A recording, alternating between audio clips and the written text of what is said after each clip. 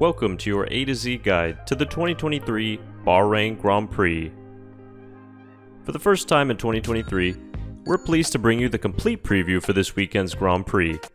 In today's video, and in this series, we'll be looking at the track characteristics, the circuit's history, race strategies, and all the important news you need to know about the Grand Prix.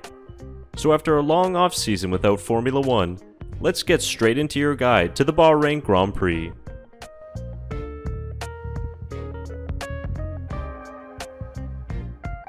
The Bahrain International Circuit is a 5.4 kilometer track situated in the desert of Sakhir. It's made up of 15 corners overall, 9 that go right and 6 that go left. Bahrain is a power-sensitive circuit with 3 DRS zones overall, so that means downforce is not as crucial. The track is rated a medium downforce circuit. The characteristics of this track allow it to be relatively overtake friendly, with key passing chances coming at turn 1, turn 4, and even turn 10. The driver who takes pole position on Saturday will begin the race on the left-hand side of the grid.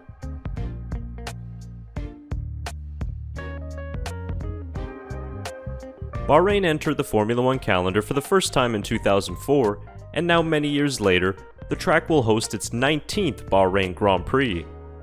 The first edition of this race was won by Ferrari and Michael Schumacher and took place during the daytime, years before Bahrain moved to a night race.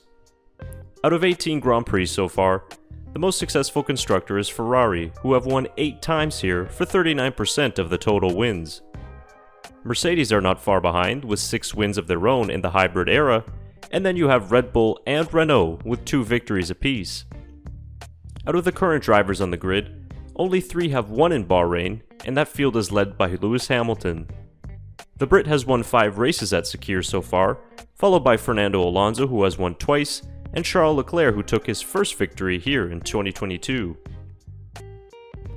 Although overtaking is possible, pole position is still the best place to start at this track. 44% of race winners have won from pole, while an additional 33% have been able to win from second on the grid. Only 5% of drivers managed to win this race when starting outside of the top 3. And finally, the chances of seeing a safety car deployed this Sunday in Bahrain is around 44%.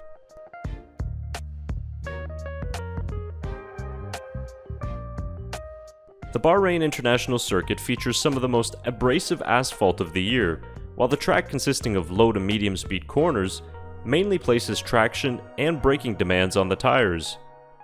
The layout also requires a good level of stability at the rear of the car.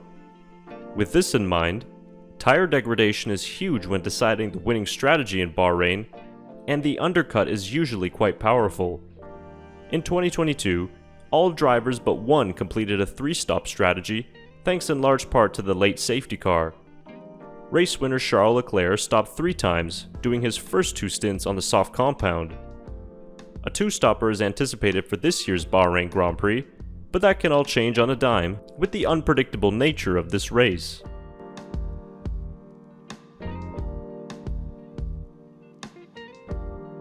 Here are the following start times for each session in local time zones and in other places around the world.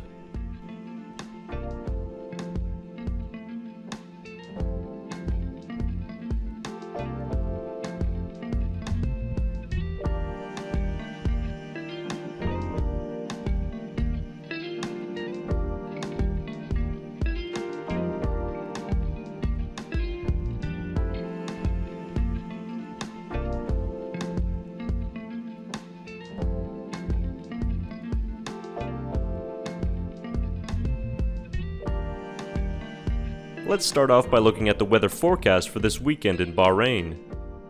The good thing about racing in the desert is clear conditions for racing. We'll see a high of 27 degrees for Sunday, with plenty of sun during the day.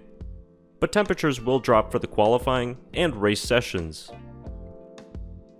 Moving on to tires, Pirelli bring the C1, C2, and C3 compounds for the first race of 2023. Important to note, the C1 is a new compound for this year, based on last year's C2 compound. Estimates suggest a 0.5 gap between the C1 and the C2 compounds, while the gap between the C2 and C3 is around 1.2 seconds. The teams will have at their disposal 2 sets of hards, 3 sets of mediums, and 8 sets of softs per car. George Russell at Mercedes will have a new race engineer for this season. Riccardo Mosconi, who was Russell's race engineer last year, has moved to a new role within the race team at Mercedes. Marcus Dudley will act as race engineer for Russell during 2023.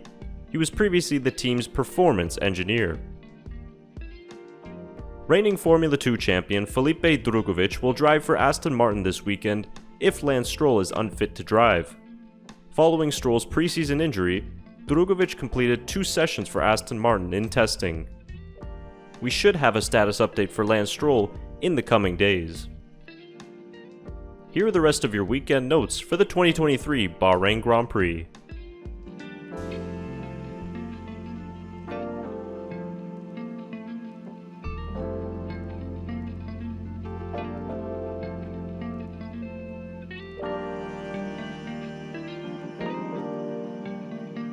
So that'll do it for your first race preview of 2023. Be sure to comment your race predictions down below, and remember, if you never want to miss a race preview this season, like this video and hit that subscribe button. We hope you all enjoy the first race of 2023.